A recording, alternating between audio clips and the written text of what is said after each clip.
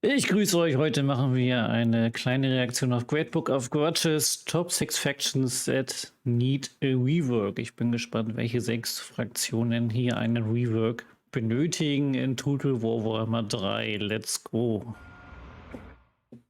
Hello everyone and welcome back to the Great Book of Grudges. My name is Nathan and today we're going to talk about factions. See, yesterday we talked about the races most in need of a rework in the life cycle of Total War Warhammer 3, and it's very apparent that many of the races are in a very good place. There's only 5 that really need a bit of an update. Well, 6 if you count the dwarves, but I think that the dwarves need more DLC than anything else. But with all that being said, just because the races are fine doesn't mean that the factions Zwerge-DLC könnte ich mir noch vorstellen, ja.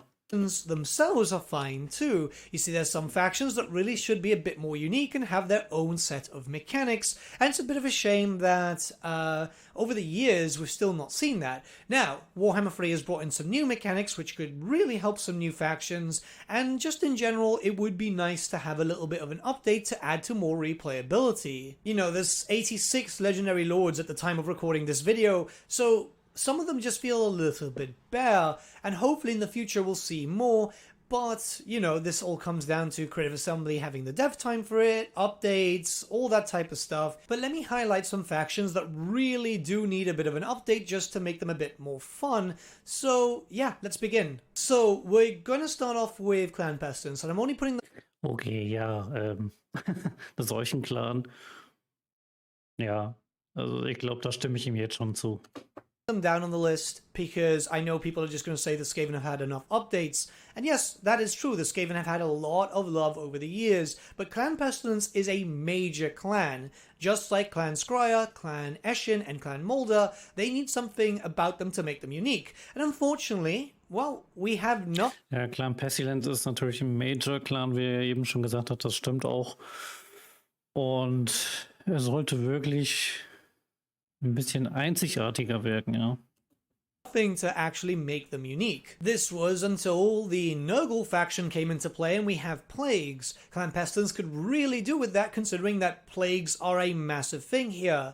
And yes, I know, it's not the most important thing, but keep in mind that just something this simple is enough to just make them fun and there's a reason to play them, where right now, yeah, there is a little bit of a plague function, but it's the Warhammer 2 variant, and it's just not fun, and it doesn't have this whole play around with it aspect that the new plague system does. It will bring a breath of fresh air. Ja, die kleine Pestfunktion, die ist wirklich sehr, sehr klein. Also wir verbreiten ja mit Clan Pestilence diese ganzen Seuchen, und wir haben den Bonus auf den Ritus, womit wir die schneller erzeugen können. Aber das war es dann irgendwie auch schon. To this faction, and it would give people a reason to play it more, as most people will probably go for Scryer because, you know, guns and stuff, or Mulder because you can be a mutator, or hell, even Eschen for the assassin stuff. And yes, I will admit that there's a lot of bias here because I mostly played Clan Pestilence themed lists back on the tabletop, but the fact is that it's a major clan, and a major clan does deserve a little bit of an extra push. It's just very odd. And let's be honest, if they need a faction to be a generic starter faction with no unique mechanics or just very bare minimum, give that to Tretch, right? That's why Tretch exists. He's nobody. As you can tell from this video. Das Problem im Seuchenclan ist eben, dass ihr nicht so schnell an eure speziellen Einheiten rankommt. Also ihr kommt nicht so schnell an die Seuchenmönche ran und so weiter. Und das ist bei den anderen Skaven-Fraktionen nicht der Fall, ja. Wie zum Beispiel bei Clan Eschen, da kommt ihr auch schnell an die Schattenläufer und an die Gossenläufer und ähnliche. Da kommt ihr halt wesentlich schneller ran als jeder Seuchenclan, als an seine Seuchenmönche zum Beispiel. Und die Kriegerclans, ja, die brauchen sowas jetzt eigentlich nicht, aber die kommen auch schnell an die Sturmratten ran, ja. It's not big reworks that are needed, just very small ones. Sometimes oder Seuchenkatapulte, ja, kommt man auch nicht so schnell ran. there'll be a big one, yeah. But in most cases, it's just small ones just to add a little bit of flavor. We talked about the vampires needing a heavy rework in the last video, but Vlad specifically needs one thing to just make him quite unique, and that's literally just the Elector Count mechanic. You see, Okay, jetzt kommt er zu den Karsteins. Vlad is in Sylvania. Your campaign is mostly centered around taking over the Empire, which is very lore-friendly, of course. This is something that's a throwback to the Vampire Wars, and a little bit of a throwback to the whole thing with the end times, where he does get recognized as an official Elector Count. Well, he is anyway, but that was only properly confirmed when that happened. But having the Elector Count mechanic, I know, yes, it's not the most exciting. Ja, jetzt geht er auf die Endtimes ein, weil Vlad von Karstein war ja nachher wirklich recht mäßig der Kurfürst von Sylvania. Ja, könnte man mit einbinden. Thing will just make Vlad and Isabella, because they're the same faction, a little bit more replayable from the other Vampire Count factions. In truth, all the vampires do need something a little bit more special, but... Dann müsste man aber auch einbinden, dass Isabella an Nörgel geht, ja. But really, I'm more interested in Vlad. I don't know about you guys, but I feel like Vlad really needs to have something just to make him unique. And while this is not really making him unique as he's taking it from the Empire, it just fits with his lore. It fits really, really well. And it could just be updated to have some maybe different items and maybe getting some unique regiments of renown from it, just like the Empire does, but in a more vampiric way. I mean, let's be honest, he also needs some other stuff like Sylvanian levies and all that type of stuff, but hey, you know, these types of things are something that we're expecting in a rework. I just wanted to just push it a little bit further here, as I want Vlad to... Ja, weiß ich nicht. Er will jetzt hier eine Überarbeitung und dass die Fraktion einzigartiger ist, aber sie ist ja eigentlich mit ganz Sylvania ist sie ja schon sehr einzigartig geworden, ja. Feel as different as possible. And yes, I know, before anyone puts it in the comments, yeah, we do have Sylvanian levies, but I mean in a more free-form way, where you can just keep recruiting them, because that's what Sylvania was about. We're going to move on to Belegar Ironhammer now, and he's a little bit better, obviously being able to confederate with Karak Hearn at the very beginning. It gives you a bit more of a base of operations. The main thing is that, well, his faction is just focused around a... Das war jetzt irgendwie ein kurzer Übergang. Zack, ist er bei Belegar Ironhammer. Muss ich erstmal realisieren jetzt. A negative, and then afterwards, you will then lose the negative once you capture Karak 8 Peaks. But that's it. That's literally it. There needs to be some more things about it with maybe a level of aggression, very similar to that of the cafe invasions, but in a different sense, where you need to feel more constantly assaulted by Queek and Skarsnik. This needs to be a complete race where maybe things could get a little bit more interesting and you have to fight a massive quest battle, you have to deal with all of them. Like, the campaign is generally fine, but there needs to be a reason for you holding Karak 8 Peaks, not just the upkeep production. There needs to be a sense of dread that you need. Ach so, ja, also hat er ja hier eben auch schon beschrieben, es sollte eine Belohnung und es sollte auch einen Grund geben, Charakter 8 Gipfel zu halten, ja, weil die Quest ist ja klar, Charakter 8 Gipfel zurückerobern, so. Aber danach kommt eben nichts mehr. Ja, und da wünscht er sich dann irgendwie noch sowas wie eine Extra-Mechanik oder so. Need to then take out those factions or else they'll completely focus on you all the time. Like, it's a weird thing because he's a DLC lord and really he shouldn't have been implemented until now, where we could have gotten a three-way DLC between Belegar, Skarsnik and Queek, as it's a massive theme and it's a really big center point for a variety of different books, yet it's never really truly represented. And this is the problem, because Skarsnik and Belegar were added in as a DLC for Game 1, and yeah, the Game 1 DLC, yeah, they're lacking. Honestly, other than the 4 Ghost Dwarfs, I don't see a reason to play as Belegar. I really don't. Next, we're going to move on to Quick Head Taker. Yeah, another Skaven, but... Ja, wo wir eben bei den Skaven waren mit den Kriegerclans. Der meint jetzt Queek bräuchte auch irgendwie so einen kleinen Rework. Schauen wir mal rein. A very popular Skaven, but then again, it's not really surprising considering how loved Queek is through the fan base. He had a really cool book too, and really he only needs a minor mechanic. Other than the fact that the 8 Peaks thing needs to be fixed up, this is something that has been mentioned before with Belegar and would be the same for Skarsnik, who's not going to feature in this video because Skarsnik is generally fine barring that. We need to see something unique. You know, there's a big thing in the lore with Queek about the skulls that he has, right? The heads. They talk to him, they tell him stuff. Some of them even give him some sort of like foresight. Some of them tell him like some other factions are planning against him. Yeah, it's schizophrenia. It's definitely schizophrenia, but it definitely works in his favor, and it is something that's heavily tied to his lore. So a head-taking mechanic, very similar to that of like the war mechanic, where you'd go to get a trophy, but instead you'd hunt down a character and take the head, get some bonuses for a while. Maybe you could have a few different bonuses up and running, as obviously. Also er wünscht sich im Allgemeinen mehr Boni und irgendwie dass man mit Creek, also Creek ist ja bekannt dafür, dass er seine Trophäen sammelt, also die Köpfe. Na, das sind bei ihm die Trophäen und dass er da dann irgendwie ein bisschen mehr Boni bekommt. There's 3 slots. Did he have 3 slots or 4? It's been a while since I've used that mini in the tabletop, but you know what I mean. It's just that. Also so, als ob ihr einen Henker spielen würdet. You know, just have something unique to give you a reason to play as Squeak. Right now, again, you want to play as the major clans, and yes, Clan Moors is not a major clan, but they are getting close. They were always. Ja, Clan Rictus und Clan Moors sind eben Kriegerclans.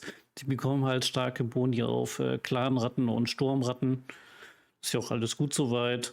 Ich kann euch trotzdem nicht empfehlen, nur eine Armee aus Sturmratten auszubilden. Das geht nach hinten los, habe ich schon probiert. Ihr braucht trotzdem den starken Fernkampf dabei. Ja? Dann, der wirklich großen Schaden macht bei den Skaven. Ja? Also Sturmratten ja, aber ihr braucht auch den starken Fernkampf bei den Skaven. Considered like a 5th. I know Clan Rictus also was considered quite powerful, but nobody really cared. Ja, er meinte auch hier, die werden jetzt immer als Rang 5 betrachtet, also so als das dritte Rad am Wagen. Stimme ich ihm auch zu. Ja, wenn jetzt einer zum ersten Mal Skaven spielen würde, dann würde der jetzt wahrscheinlich nicht Clan Moors oder Clan Rictus nehmen. Ja, der würde wahrscheinlich Clan Squire nehmen, Clan Ashen. Ja. Too much about Rictus. It's a shame. I would love if a mechanic got introduced for Rictus, but if one faction has to stay vanilla, then that one can do that, and the rest of them can be a bit more interesting. Alright, we're going to move on to Araness Assault Spite, and the only reason... Ja, okay, Araness und Satosa, ja, das ist ja sowieso so ein Fall, weil Satosa ist ja eigentlich eine komplette Piratenfraktion. Das hat ja eigentlich mit Untoten nichts zu tun. Ja, da kann man dann natürlich wieder ein ganz eigenes DLC draus machen, würde ich jetzt mal sagen. She's not top 1 is. Und sollten irgendwann diese südlichen Reiche hier hinzukommen, Estalia und Tilea und vielleicht auch die Grenzgrafschaften, dann braucht das ganze Ding jetzt sowieso ein Rework, ja, weil Morgur, der kann dann da nicht bleiben. Der wäre eine zu krasse Bedrohung für Estalia am Anfang. Oder, ja gut, Clan Squire kann man nicht wegnehmen. Also, und Aranesse müsste wahrscheinlich auch woanders hin, ne?